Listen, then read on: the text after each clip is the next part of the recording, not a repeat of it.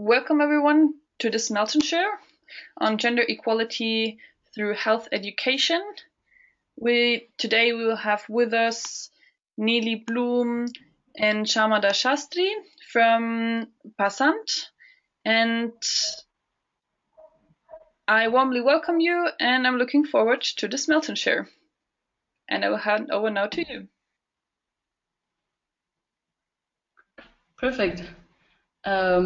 You're also recording the session, right, Julie? Yes, I'm already recording. Perfect. So yeah, welcome from our side, welcome from Passant. I hope you're gonna have some fun now. First, a short introduction from our side. Most of us probably know me. So I'm Melton Fellow since 2013, and I'm in India since October last year and working with Passant, where I met Sharmada, who is with us today, because she has a lot of experience regarding health education and she can share many stories from the classroom itself. So I just quickly give over to Sharmada if you want to share 2 sentences about yourself, Sharmada.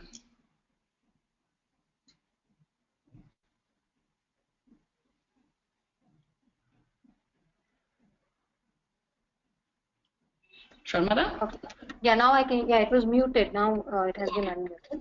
Okay. Perfect. So my name is Sharmada, and I have been working with Passant for the last 9 months as a program executive, which means I help with both curriculum development of the Passant curriculum, as well as I facilitate sessions in schools and communities in 3 languages, which is Kannada, English, and Hindi.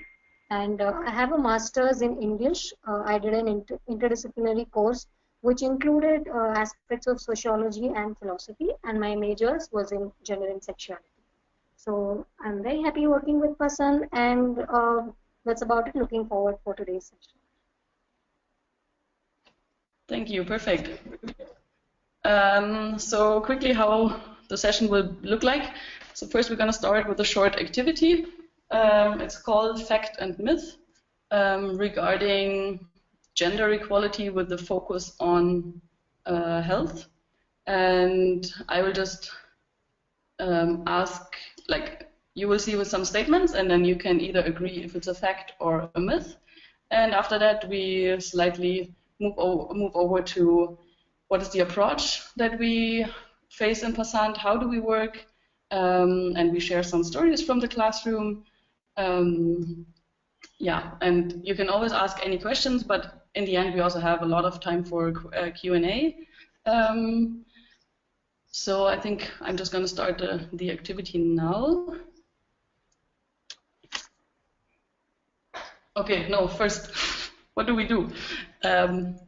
Yeah, Passant means desirable choice. It's a Hindi word because we in Passant believe that we can give adolescents information to be able to make their own choices for life.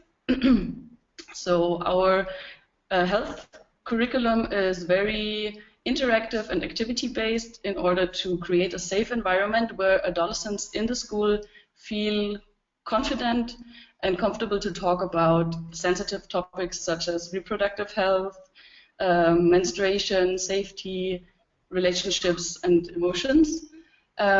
And the approach that we have is very sensitive and age-appropriate, because we think that through empowering the younger generations, we can work towards a more gender-equal world. And through all the tools, we want to support them on their journey to become an adult, so that they feel confident and empowered, yeah, as I said, to make their choices for life. And now we slightly move over to the activity, and then I'm going to talk a little bit more about the whole reality, what it looks like regarding health and hygiene in India. That's our focus. Reproductive health education is not part of the school curriculum in India. Do you think it's a fact or it's a myth?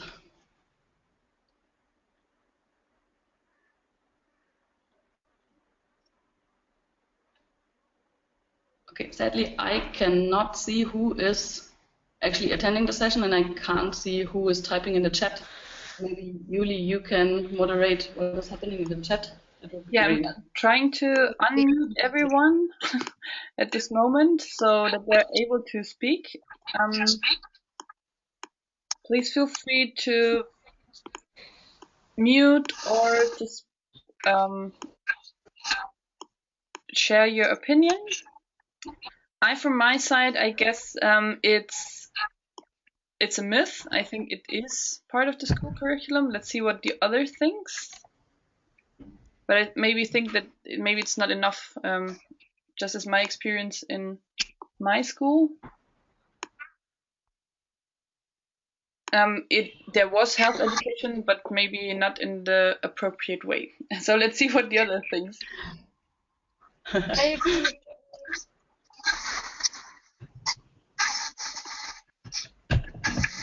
Hey guys, do you hear me? Yes, we can. Okay, because I don't have a chat and I also don't see who's there, and I thought I can't speak, but I can speak. So I think it's there is a curriculum, but not very good. Thank you, Alex.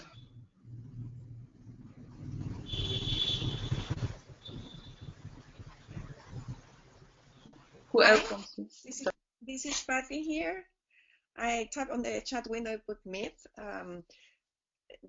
I really am not 100% sure about that, of course, but I think that health education probably in most of is in most of the curriculum everywhere, but mainly and I'm thinking about what is happening here in Chile. We have health education more focused on the biologic part, but not too much about the feelings and how to react whenever you are facing a situation that has to do with reproductive health.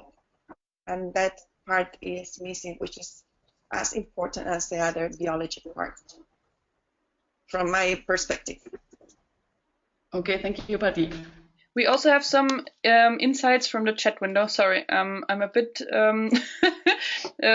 confused with this system. So we do have Diana saying it's true. Akshay saying it's a myth, but he actually said later on it's a fact. And yes. Okay. So far from the chat window. Cool. Then I want to continue with the statement that Alex made, because it's depending on the school, and even if there is in some schools maybe a curriculum, or if it's part of biology class, for example, then it's again the question how much they really talk about, and also the teachers don't feel very confident in talking about topics such as reproductive health. So the approach is very, very vague, or even non-existent. So yeah, that's why there is not a proper curriculum for schools in India to teach reproductive health in school. And that's what we want to tackle with Pasand.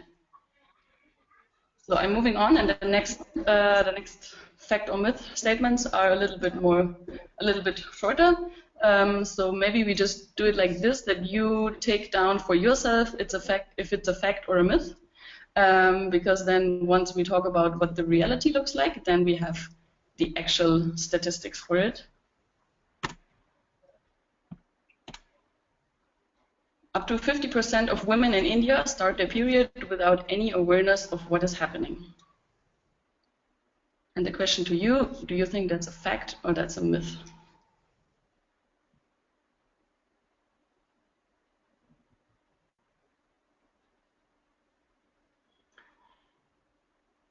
I hope everyone can shortly note down for yourself what you guess.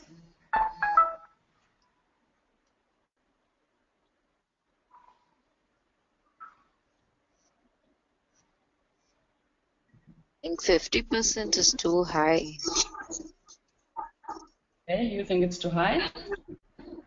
Yeah, so I'd say for that percentage, a myth, but a lesser percentage, yeah, I would agree. They don't know. Okay, yeah, we're gonna talk about that in a bit. Thank you, Ria. Next statement.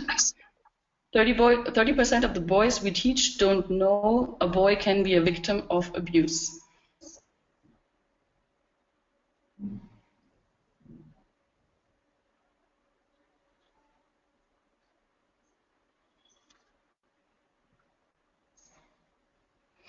Okay, I hope everyone could take a short note. Or if anyone wants to comment on that and share your thoughts, then please do so.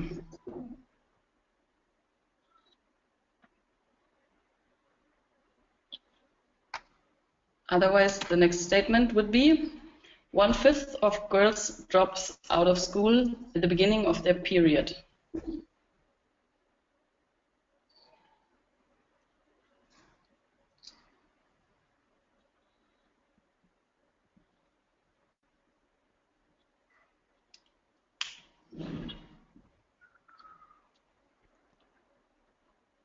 And the next statement, which is also the last. Do you think it's a fact or a myth that the cycle of life is dependent on menstruation? 稍微收了一下，然后我把桌子也收了一下，但这边有些你的东西就是有些我不知道你有没有用，我就没丢。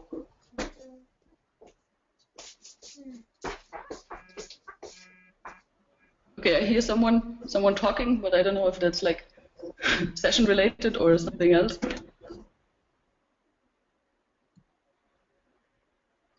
Okay, I'm just gonna move on. Sorry? I don't get it. You don't get it? No. Okay.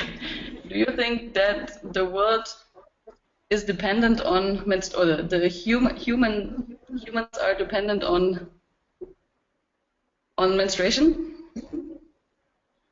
Okay. Okay, so it's like not only the person's life, but like the whole humanity. Yes. Okay. Oh.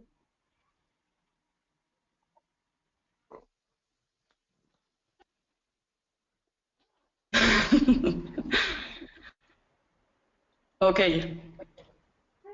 So yes, the cycle of life is dependent on menstruation,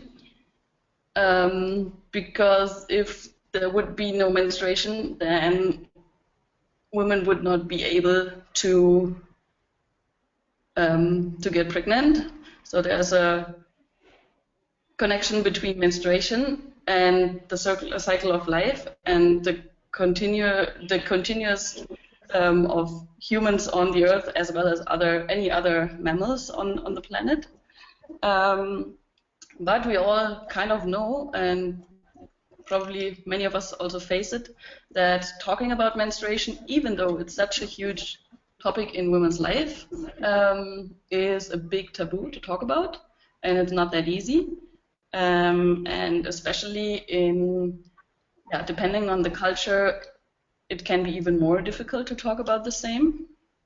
And that is also kind of how the idea of Passant was born, which was when Anna, the co-founder of Passant, and one of the other co-founders, they did an internship in North India in a girls' orphanage, where they were living for 2 months with the girls. They saw how the girls don't have proper facilities to keep themselves hygienic, and for example, sometimes they could not eat certain things during these days of the month, where they learned a lot about what are actually menstrual traditions that are happening in India and that are still followed.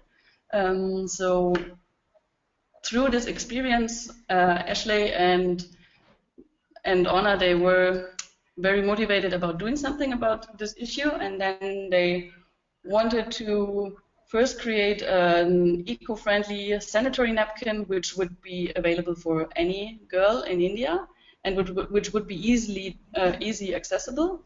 But after some time, they learned, okay, only the delivery of giving sanitary products would probably not be enough, because obviously there's a lot regarding education which has to happen. So they created a health curriculum with a focus on women's health regarding menstruation. And then after some time, they realized, okay, to break the taboo regarding menstruation and talk about the same, it is very important also to include men in the discussion. And that's why they also made, while throughout the last year, a boys curriculum was also developed. And about that, Sharmada will talk in a bit. So this is more like how the idea of Passant was born. And now I'm going to tell a little bit shortly about what the reality actually looks like. So if you have noted down what you thought is a fact or a myth, we can talk about now. So there is a lot of shame and shyness surrounding talking about the reproductive body, talking about menstruation, and that's not, yeah, as said, it's not easy to break the same, and that's kind of the goal that Passant wants to achieve in order to work towards a more gender equal society, and that's why we in Passant include boys and girls in the discussion to talk about these topics. And India, as a country with 1.2 billion people and a huge generation of adolescents, shows that it is very important to educate actually among the young generation. So regarding the statistics, actually it's referring to what you said, Ria, it's not only 50%, and you said, oh, 50% sounds like a lot. Actually, 70% are not aware, 70% of girls are not aware about their menstruation before, are not aware about menstruation before they get their first period, which is a huge number, and that just shows again, okay, why do girls not know about it? Why does no one teach about it? Or why is it maybe also not discussed in families? Then actually it's also not 1/5, but almost 25% of girls that drop out of school at the point of their menarche. Menarche is the beginning of period. And that has different reasons. It's not only that they feel not good or anything. It's also, for example, that parents feel that they don't want to have their children in school anymore, as now the girls are fertile and they want to be more protective. But then it's also a problem from the institution side, as so often the facilities are not available, and it's very unhygienic in some schools, for example, so that it's not easy for girls to stay clean and healthy during these days. So even if they want to go to school, sometimes the whole surrounding is kind of, not letting them do so. Then on top of that, 1 out of 5 women in the world with cervical cancer lives also in India. So the rate of cervical cancer is also very, very high in India. And then coming to the statistics regarding boys, actually it's 60% of the male students that we work with that don't know that boys can be victim of abuse. So that is something that we realized after some time, that we really have to spread awareness that being a victim is not related to gender at all, and that anyone can be a victim of abuse. And then 1 out of 2 children suffer from at least one form of child abuse, and that is obviously, okay, why does that have to happen, and how can we educate a whole society, or how can we educate the world regarding what actually abuse is and how we can reduce and how we can prevent such cases. And then regarding gender norms, one statistic shows that 66% believe that it is justified for a man to beat the wife. And this is something that we tackled through different activities that we do regarding gender norms in the classroom itself, but also with any other individual, because gender norms is something that is very important not only to tackle obviously in the classroom, but also in everywhere in the society. And actually it would also show that by keeping the girls in the school, $100 billion would be added on the GDP, and that would happen through obviously keeping them in the school so that they can finish their education, that they can hopefully then also go to university, get a degree, be educated in a form that also their children are provided with information regarding personal health, personal hygiene, and the importance of going to school. So it also has an economic factor regarding talking about menstruation and teaching up on the same and educating the new generation about it.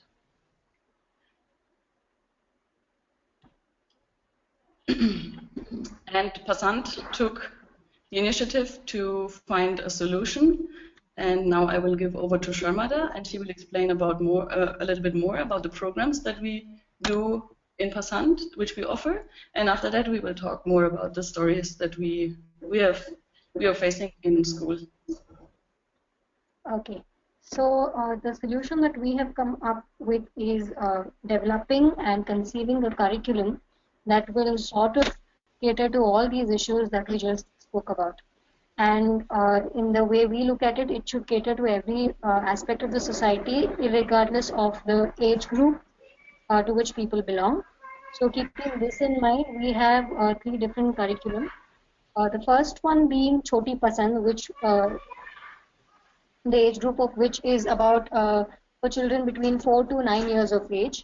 So this is just a 1-hour curriculum, a very short curriculum, because children in this age group do not tend to have their attention span is very limited. So we need to have something fun, something activity based, and something full of games. So and something very small. So this Choti Pasand curriculum was developed for really young children, and it has a very basic curriculum in the sense that it talks about the different body parts, as in even talking about where your private parts are. This is not something that young children are spoken to about, and not knowing this leads to a lot of abuse, and they are not able to report this until they grow up later.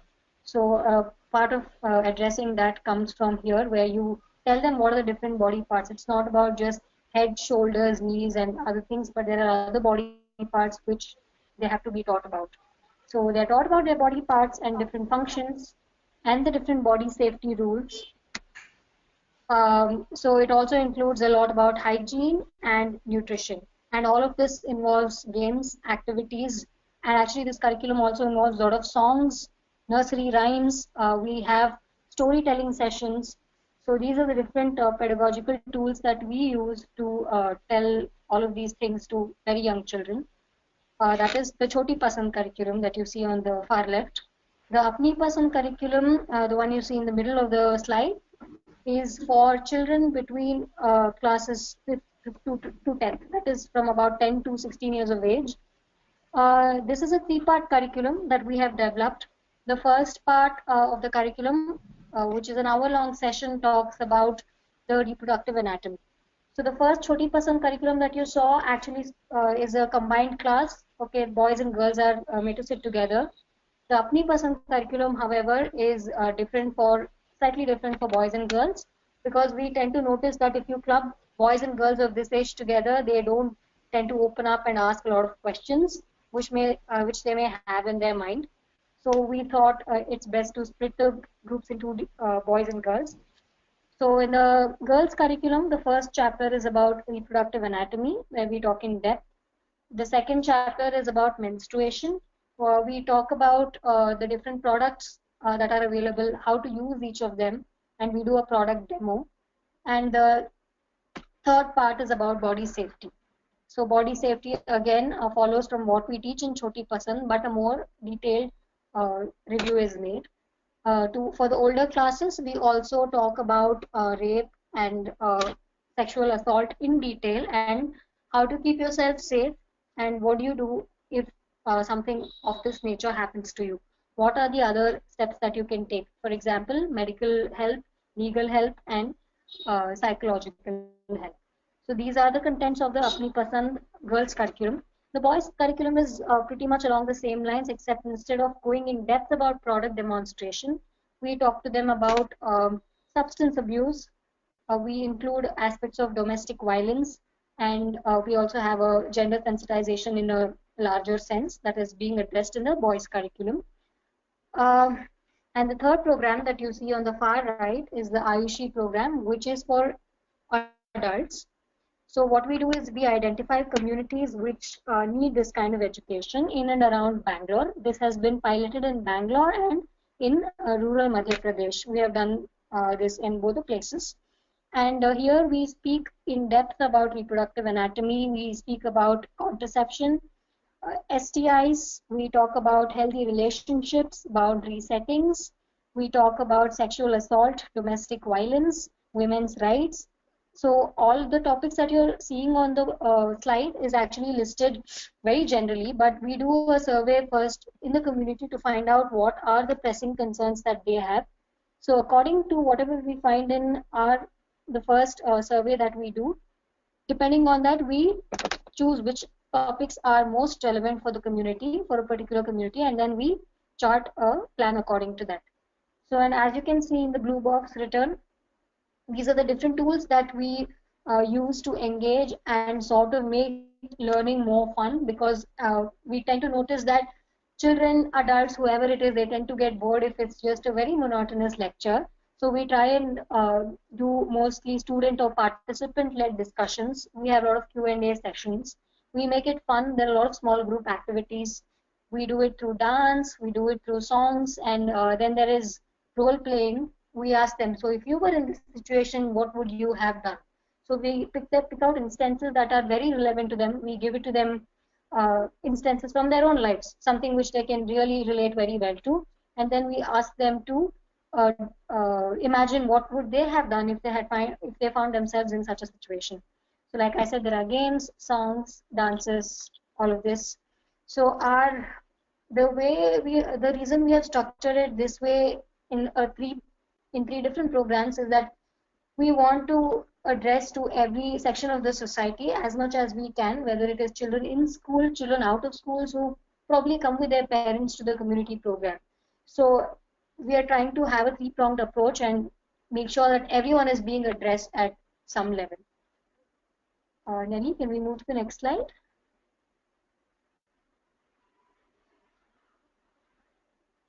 Yeah. So I'll share just two anecdotes from the classroom, because I have been taking sessions for the last 9 months. And for me, the importance of these sessions only get reiterated every time I take a session. So the first instance that I've put up is when I went to a school in Bangalore. It was a government school, and the session was actually for girls for class 5 and above. And but the teacher singled out one particular girl, and she told us you should definitely talk to her. And then we were like, why? So then she says she is only in class 4. The girl was 9 years old, but she had already started menstruating. And the girl was very tiny. She was like, and she did not even understand anything that was happening to her.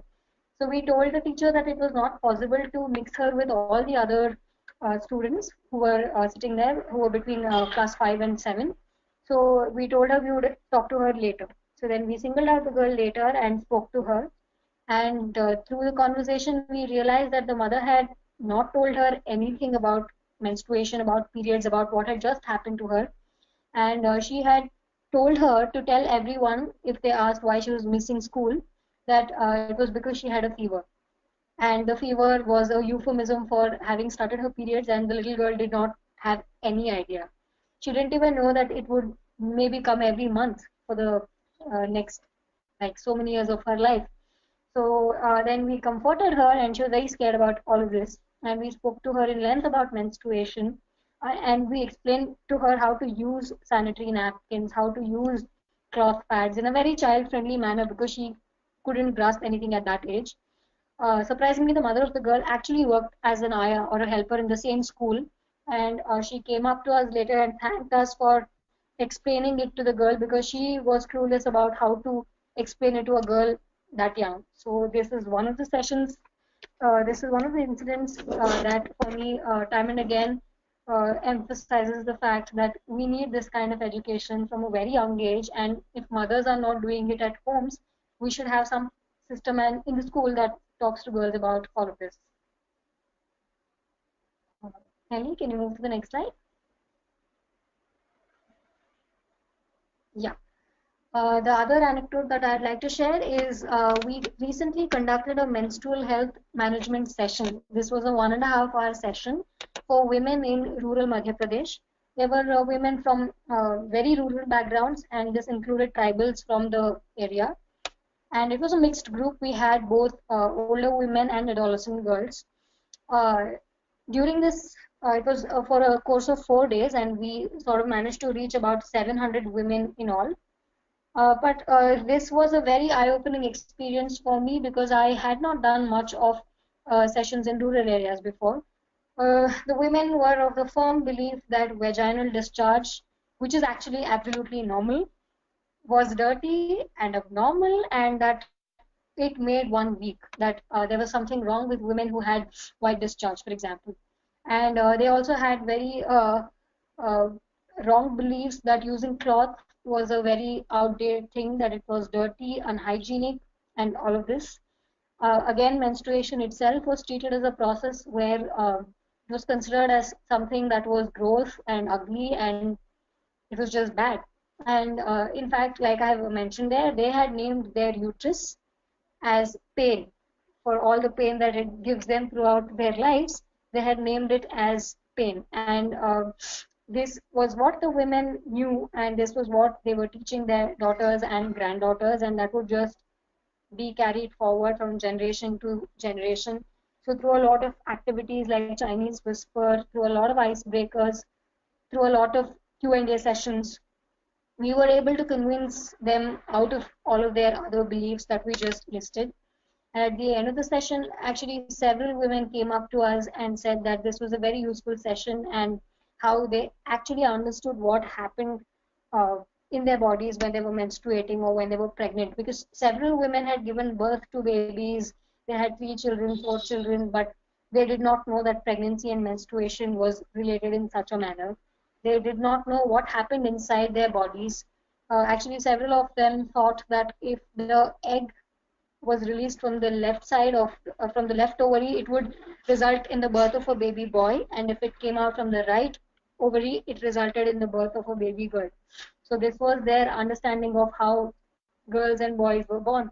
So at the end of the session, several things had changed, and for me, this speaks a lot about why this sort of education is must needed, both for younger women, younger girls, adolescents, as well as for older women. Because if the older women are teaching this same information, whatever they have in their minds, to the younger girls, it's affecting them, and it's a chain from there on. So this was another excerpt that I wanted to share. Now Nelly will talk about one of the experiences she had from the boys curriculum, and when she taught a boys class. Yeah, thank you. First, I want to add also one thing regarding the women's program that we do. So 2 weeks ago, I was also giving a training for 20 women. And what we do also in our sessions is that we ask the participants what they think, how many holes a woman has between their legs. And all the women that we were training 2 weeks ago, they were between 20 and 45. So it was quite a huge age range. And many of them were mothers and have many, many children. And even among these 20 women, where lots of them had children, some of them didn't know that women have actually 3 holes.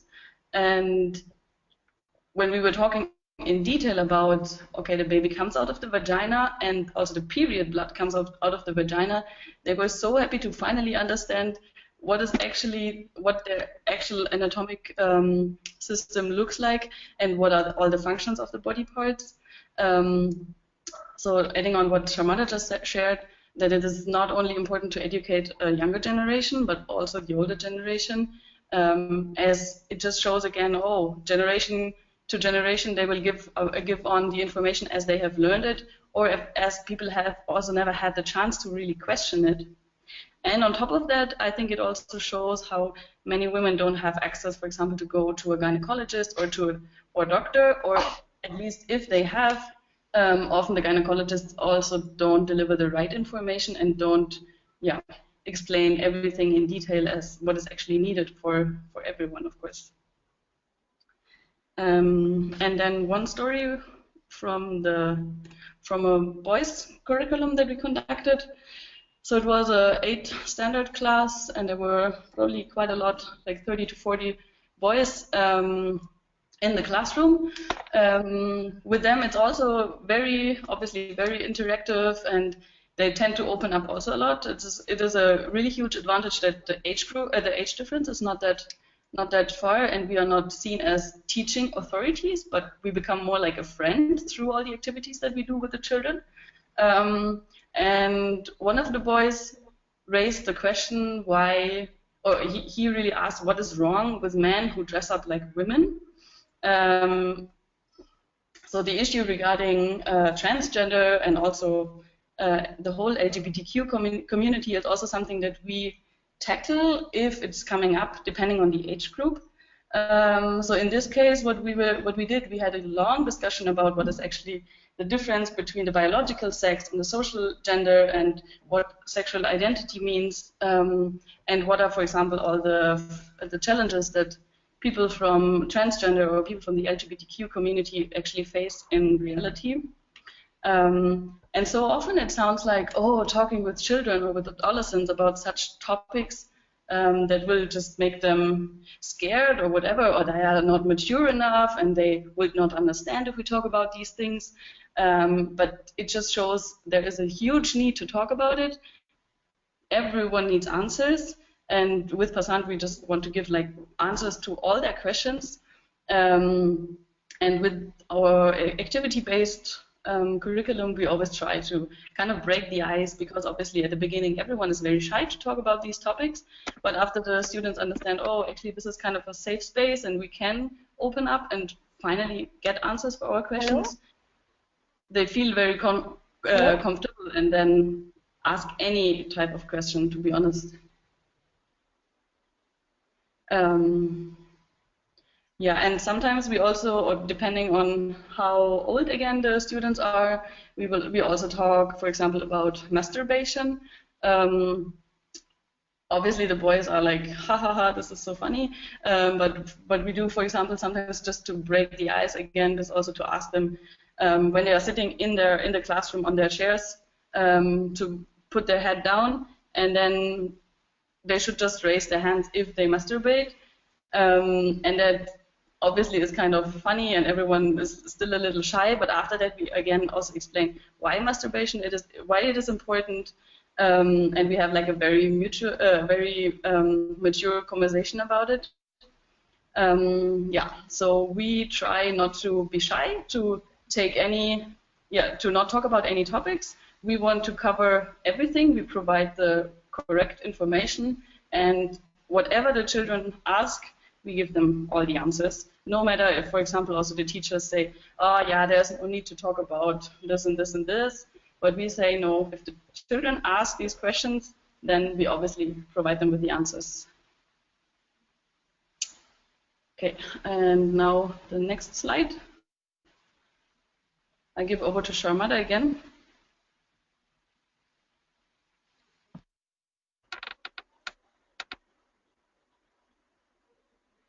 Yeah, these are some of the testimonials that we have from students who have taken our session.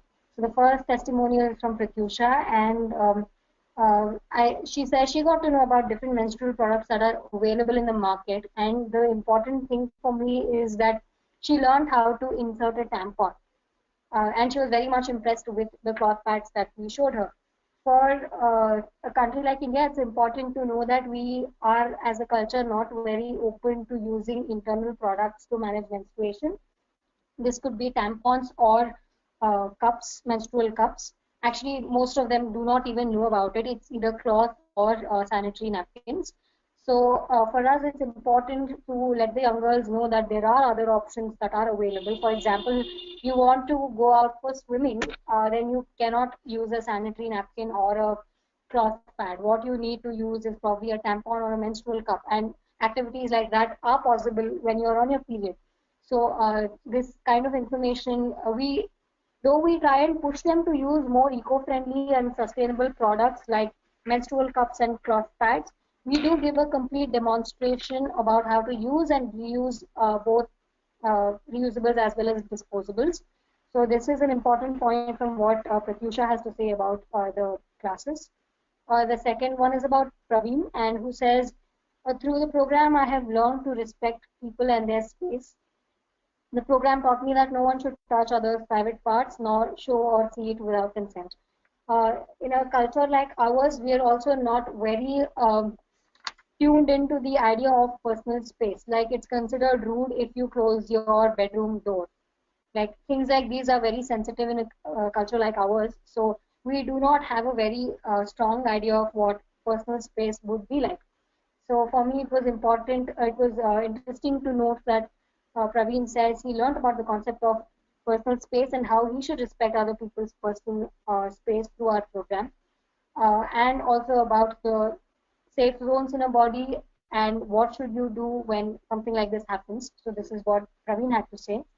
Neli, can you move to the next slide?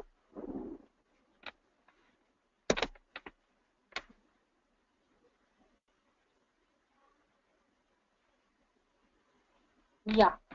The another one big advantage of the PASAN program is that once you get access to such information, you would like to spread this information to people around you. So Rubina's testimonial is an example for that, because she says, I really like the program because I learned how to dispose pads. Earlier I was not disposing it properly. I will spread this learned information to all the people I know, my family, friends, and my children in future. And she thanked us for letting her know that this information existed. So for me, what is important from Rubina's testimonial is the fact that empowering Rubina by giving her this knowledge empowers not only the girl, but also her family who stay nearby and her friends, her peer group. She is definitely going to share this information with her cousins, with her relatives, with everyone in the close family circle, as well as in the larger community. Like it's going to spread from one person to the other, and that's what we want. We don't want the information to be contained with one person and not see it fall through, but we want Rubina to go and spread this awareness to other people, and which is why we also do a lot of teacher trainings, so that it's not possible for us to always go and do a session somewhere, but maybe if we can find a local person who can do it for us, we can train them, but we want them to go and spread the information from one place to the other, and that is possible through all our teacher training sessions that we have. In the session, in the slides, you can also see there's some facts written on the right. It's actually statistics which is missing. But through our sessions, there's a lot of change that happens. And the way we measure this change is through surveys, which is pre and post surveys. So before the start of the session, we have a pre-survey, which has very basic questions. And that is just to test their knowledge before our program. And at the end of the 4-hour session, we give them another survey which is the same survey basically, but we chart what is the understanding level that has increased from before to now. So one of the first aspects that everybody says that there has been an increase in knowledge in terms of their bodies. For example, is period blood impure? So that's one of the first questions that is there on the survey. And before this program, most of them would believe that period blood is impure, it is waste blood, it is dirty, and a lot of other connotations were related to period blood. But after our session where we tell them what period blood actually is and why, how it is related to pregnancy and how every human being actually needs period blood to, like the baby actually lives in the period blood. So that is what would eventually become a human child, what would give a human child sustenance for up to 3 months. And when we share information like this with them, they're amazed at it, but they're also glad that they're able to learn about their own bodies and also get rid of a lot of myths that they have. That's the first thing about body knowledge that you can see. The second thing is about sanitary products. Like I mentioned before, not everyone in India knows about the different sanitary products that are available, and so the detailed demo that we do for the girls is actually very helpful, and their knowledge about the different sanitary products how much each costs, how to use, how to dispose, where to buy them, and whether they're eco-friendly or not. We give them all this kind of information. So that is very useful for them. Neli, can you move to the next one?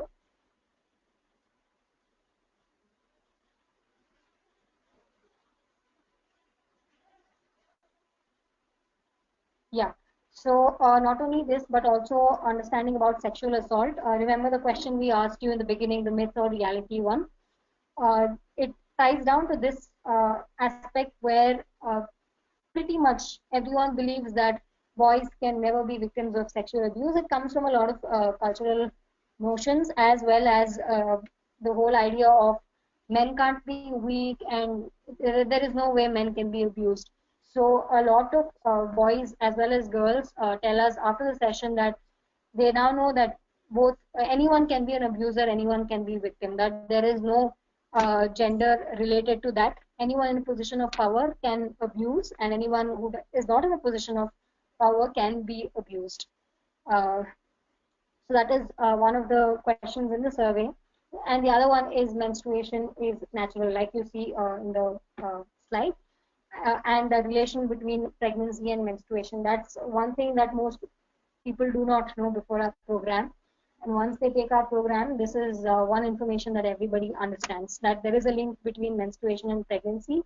And it's important because here traditionally pregnancy is regarded as a very as a sign of good, as something which is life bearing, and it has all sorts of positive connotations. But menstruation, which is required for pregnancy, does not have all of these connotations, and it is at the other end of the spectrum where you have a lot of negative connotations associated to it.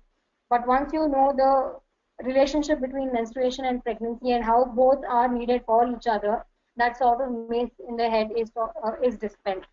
And it's a yeah, and it also leads, and there's one important thing that Praveen is saying in this testimonial, the last line which is highlighted, which is the program also taught me that both boys and girls should get education and both should work before and after marriage. So this is not a direct thing that is said in our program. We don't address this directly, but this is what children are taking from our program, because we have created for them a space to discuss all these topics, and we do sort of allude to all of these aspects. But children being children draw all of these positive things from the program. We don't directly tell them that, oh, boys should work as well as girls should work, but because of such a scope for such a conversation where gender equality is possible, where they understand the needs of girls, girls understand what are the problems that boys are going through. So when such kind of an atmosphere is available, they understand that girls should work, boys should work, everyone should work before and after marriage. So that kind of an understanding is developed. This is not a direct result, but like I'm saying, it's a indirect but consequential result of our program. I'll now hand it over to Nelly. Nelly? Yes.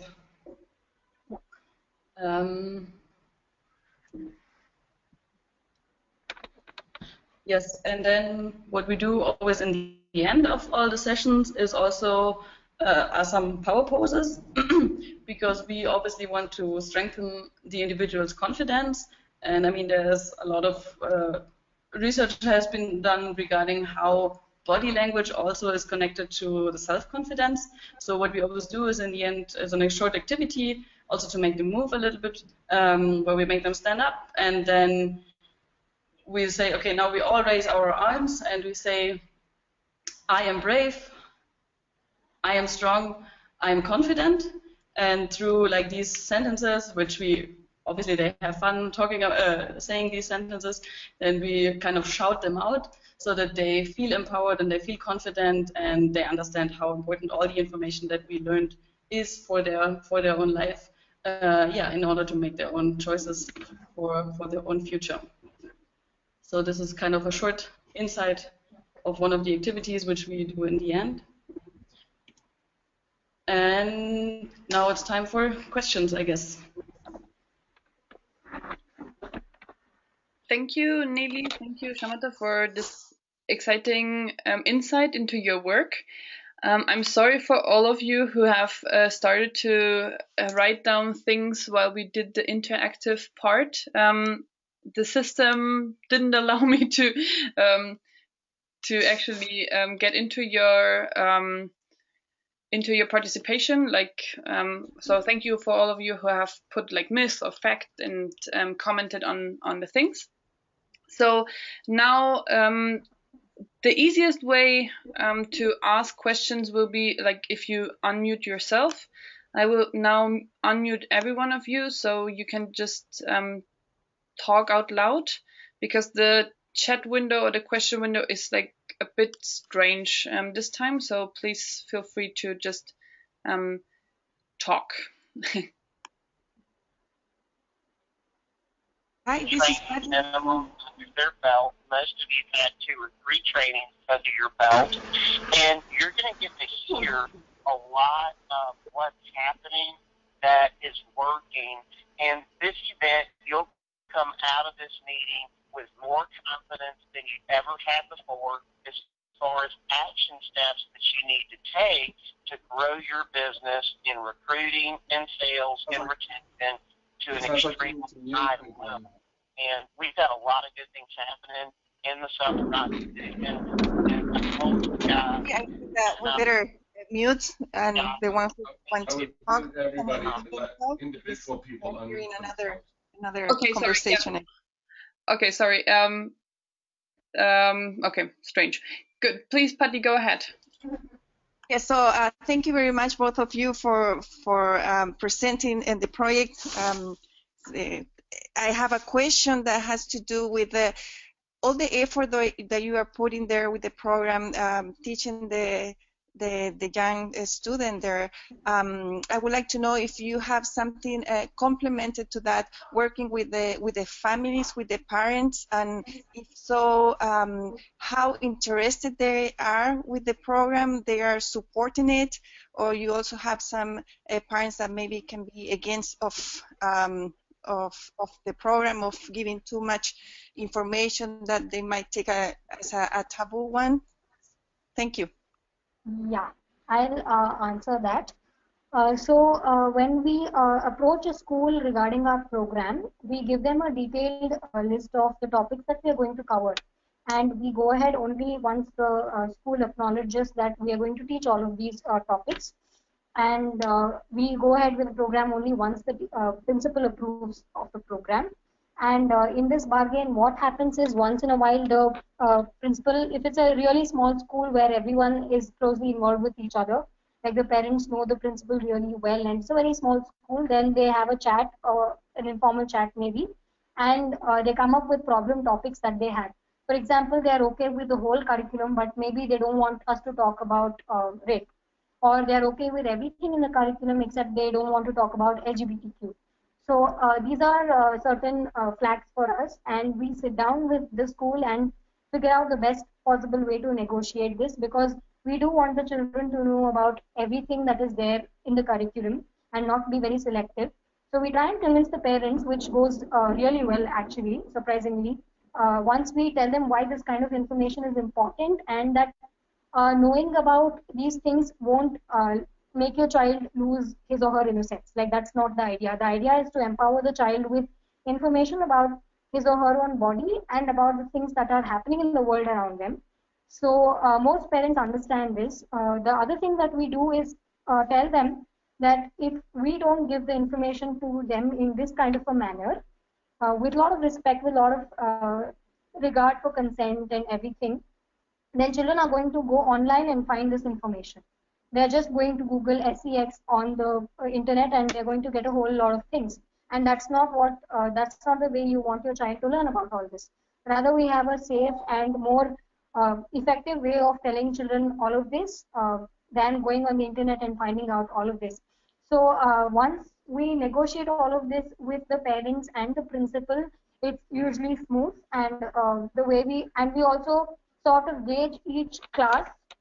So if we feel that, let's say, a 5th standard class is not ready for an in-depth discussion about rape, then we keep it at a very surface level. We talk about everything, but then we do it on a very surface level. But if it's a class, let's say, of 9th and 10th standard students only, then we go in depth about all of these taboo topics. So it's usually that parents do have problems with parts of the curriculum, not the curriculum as a whole, but once we talk with them, it sort of settles down. So we haven't had that much of a problem with the curriculum and how it is taught. I hope I've answered your question. Yes, thank you very much. Maybe shortly adding on that, even though, yeah, some of the parents are very supportive and they're actually happy that someone is telling their kids all these topics, because some of the parents don't know how to talk about it. And there are also teachers who feel very insecure talking about these topics. So sometimes it's really the case that the teachers or the parents are very happy to support us. But obviously we also sometimes face a lot of challenges in convincing principals to take up our program. So there are kind of two sides of the coin, but the way that we go about it and we explain them how important it is, most of the time it's very, very positive taken by everyone.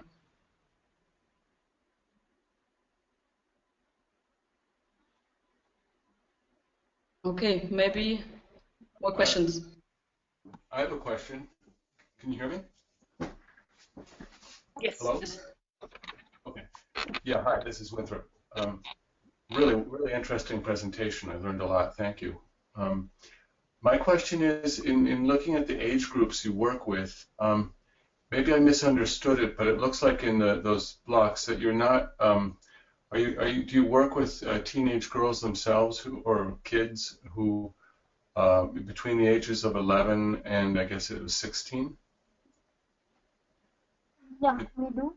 Oh, okay, because I didn't see that. Maybe I didn't pick up on that. So it must be very different when you're doing it pre-adolescent, pre-puberty, and then during puberty, right? Because at the beginning it's almost more theoretical, right? And then you're trying to get. And so I'm just wondering what the impact is on when you start younger, in terms of their ability, their how quickly they learn and adapt and understand. Whereas if you're getting a group for the first time when they're already in the middle of adolescence, and if there are any specific challenges with that group. I think you very rightly pointed out, because the pre-puberty stage, they don't know much, and so they are more receptive to new information, and they don't come with a lot of preconceived notions. So it's really easy to teach whatever we teach. But once they start hitting puberty or they're already in the middle of it, the approach we take is to first make them unlearn what they have learned, and then teach the curriculum, because they have come with a lot of things in their head, a lot of myths, a lot of wrong notions, a lot of half-baked information, fed by everyone, fed by family, fed by society, fed by media. So they come with a lot of ideas in their head, most of which are wrong. So with the older kids, it's more about making them unlearn all of this and then feed them new information. While the younger children are mostly like blank slates, okay, it's pretty easy to feed whatever information, new information you have to tell them. So it's just very easy. You tell them something and they take it at face value, because they haven't gone through that phase yet and they don't have too many questions in their minds. But in the older children, the approach we take, like I said, is to first make them unlearn a lot of things, a lot of baggage that they come with, and then look at this with a new perspective. So it's very different, like you pointed out, between pre-puberty and post-puberty stage. And how about social class or socioeconomic categories? Are you working with communities that are both poor and middle class, and how would you see the differences there between different groups? We work with both government school as well as with private schools. Surprisingly, it's not very different. Like the amount of information both of them know is pretty much the same before the program. So, but I think the way they receive the information and how it plays out once they go back home might vary depending on the socioeconomic or the kind of educational backgrounds that they come from. Because let's say we tell them, okay, sitting away from, like, not going to the kitchen during your periods is okay, like is not okay. Like, you can go home and talk to your parents about being allowed in the kitchen or in the puja room or whatever, prayer room, whatever you have in the house during your periods. You can go and have a conversation with your family about this. So maybe people, children from more privileged backgrounds can have a scope for this kind of a conversation once they take whatever information we give them. After they take this home, maybe there is some kind of conversation happening at home where some kind of change is possible. But with people from lower economic backgrounds, many of them actually do not have parents, or they're not in a very uh, good familial situation. So they don't have maybe even like basic needs. So for them to come to a level where they're going to talk about all of this uh, and make changes in their spaces at home is sort of not possible. But maybe that's how I see the difference between different economic, socioeconomic backgrounds. Yeah, really interesting. Thank you. We have one question from the chat window. And the question was if boys and girls are having the class together or separately. So in the Choti Pasand curriculum, which is for younger children between the age group of 4 to 9, everyone is together, like the boys and girls are together. But in the session for children between 10 to 16 years of age, the second curriculum that we have, that is a separate group, girls separate, boys separate, because like I mentioned during the presentation, uh, girls don't tend to open up at all about their own bodies if it's a mixed group. I think we tried one session in the beginning and it didn't work out very well because they first of all have a lot of inhibitions, and if there are boys their age present in the class, then they're going to have a very hard time opening up and asking very simple questions about their own body, like what is white discharge, is it normal, like these kind of questions don't come if they are sitting in a class together. So we do separate sessions for boys and girls in the post-puberty age. But however, in both the sessions, whether it is for younger children or for older children, the teachers are kept out of the session because once they know that the teacher who sees them on an everyday basis is inside the classroom, then they are not going to open up. And also the teachers might be very judgmental about the kind of knowledge that the children already have, and maybe it will lead to more gossip and God knows what in schools. So it's our policy to keep teachers out of the classroom during any session that is happening. That's just to make sure that the children are comfortable and with asking whatever questions they have.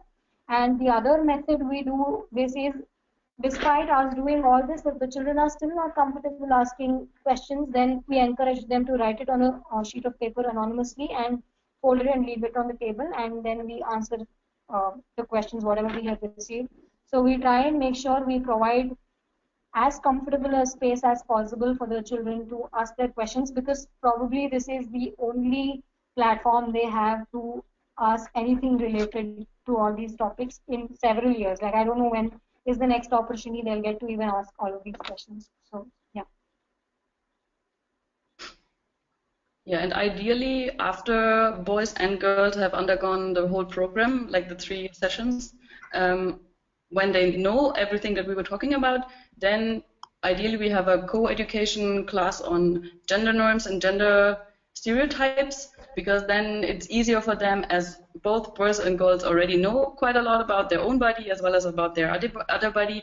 Then it's easier for them to also open up about topics when the other gender is in the same classroom. So adding on the normal curriculum, which is separate, after that we ideally have also a gender norms co-ed session with boys and girls. Okay. Hi. This is Bello talking.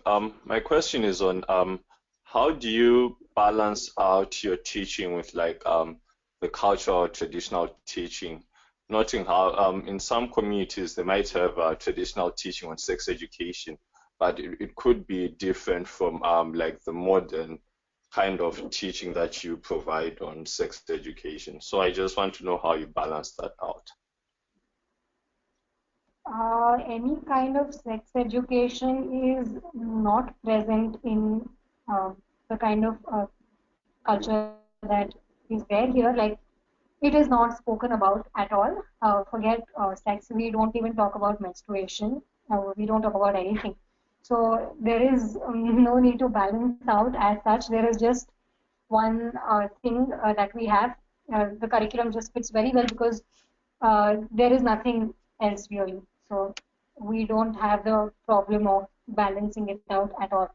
Like, nobody's talking about it. The teachers are not talking about it. It's not being spoken about at home, and they don't have any kind of exposure except for if they have access to the internet. So that's the only avenue where they get information.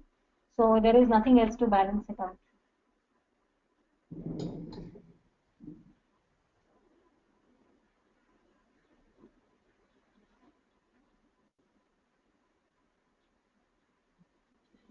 Thank you so much. Are there any other questions? Otherwise, I would close the session for today. Carla, you raised your hand. I'm not sure if this means you have a question. Yes, I was raising my hand. First of all, I want to say thank you for your presentation. It was really good, and thank you for the time you're investing to teach on those topics. And my question is, which one was the best icebreaker to make the children trust on you and to for them to feel free to ask whatever they need to ask? What was the best way to get to that moment? Actually, the sessions are planned in such a way that everything is not on the same day. So we have the first chapter being on one day, and the second on another day, and the third on another day. Ideally, we do it like this so that we build rapport with them over a period of at least a weekend. It's not a quick 1 hour session where they just do this and then they're supposed to ask us all the questions. So it's not planned out in such a manner. We give them a lot of time to get used to us. So that works. And icebreakers, generally, we do a lot of fun activities, but it's entirely dependent on the kind of space that is available in the classroom. So if there's more space, we do more like physical activities. And many of them are trust-based activities where they eventually come to trust us with a lot of questions. So a lot of trust-based activities do help in breaking the ice. But I think what works for us is to be very friendly with the children, because our team is very young, so they relate better to us. I don't think they would relate equally easily if they were older women or older men talking to them, because they feel we are of the same age, the facilitator as well as them, pretty much in the same age brackets. Let's say if it's a class of 15-year-olds, all of us are about 22, 23, so they don't feel very distant asking questions. One is that. Two is to involve a lot of jokes, personal anecdotes. Like, let's say we tell them our own first period story, or our own first some misadventure during our periods, or something like that. So we start the class with a very personal story, or like, I make a lot of fun about myself in the session, so they know it's a fun and safe space, and we have a safe space discussion in the beginning where we tell them that this is a safe space.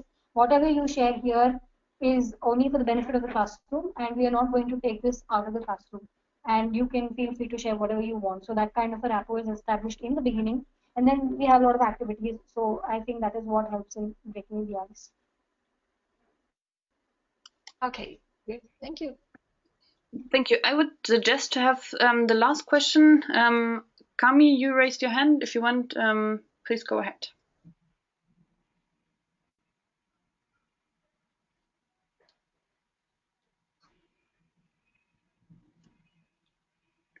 You need to unmute yourself. Okay, if Kami, can you hear us? Okay, otherwise, Julie? Yes.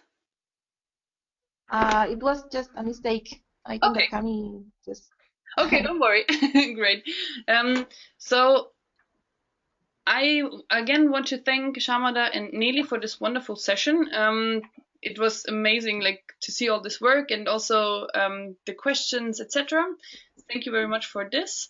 And this session is recorded, so soon I will send out to all of you the session on our new MFGCC 2016 channel. And with this, we will also start the discussion on the MFGCC channel. Sharmada and Neli prepared some nice questions for you to start the discussion. So I invite all of you to engage in these discussions. And if you have any further questions, here you can see like how to contact Passant. And Neli will also be in the MFGCC channel. So please go ahead and ask if you have any further questions. Thank you. Thank you everyone for attending the session, and I hope you had fun. And I'm looking forward to all the discussion that's gonna happen hopefully soon on the channel. And yeah, have a nice evening. You too. Thank you. Thank you very much. Bye bye. Bye bye. Thank you. Bye.